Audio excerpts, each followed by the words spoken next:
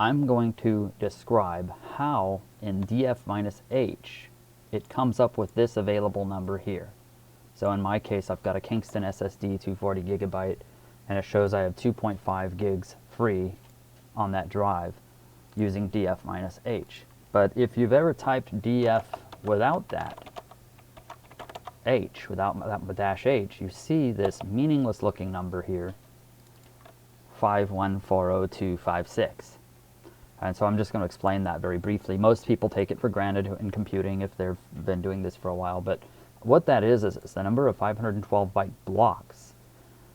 So it's not only, that's not the only thing involved in getting that number though. Also, you have to know what a gigabyte is to come up with that number. So if I were to do this, I use BC-L, that's the calculator built into the command line. In BC-L, if I type the 2.5 gigs times 1 billion, of course I get 2.5 billion. You'll see I usually highlight the 3 zeros, second 3 zeros from the right to kind of get an idea. That's 2.5 billion. But that does not add up to this strange number here, this 5140256. If I were to times that by 512 to get the number of bytes, 5140256.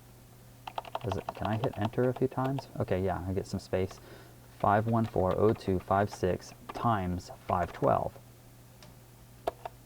That doesn't look like the number I got here for gigabytes.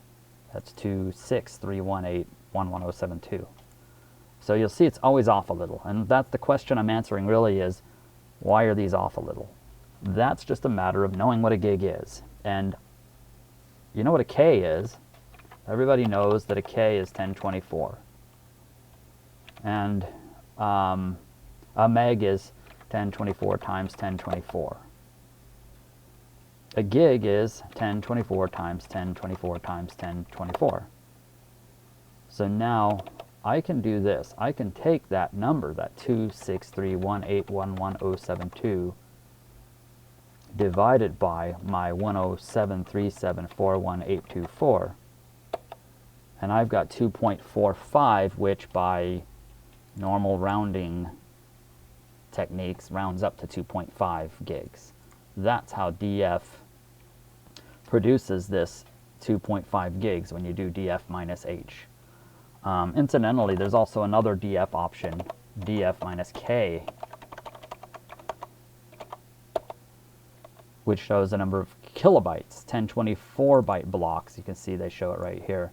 And that can be multiplied and divided, and multiplied by 1024, and you get the same thing.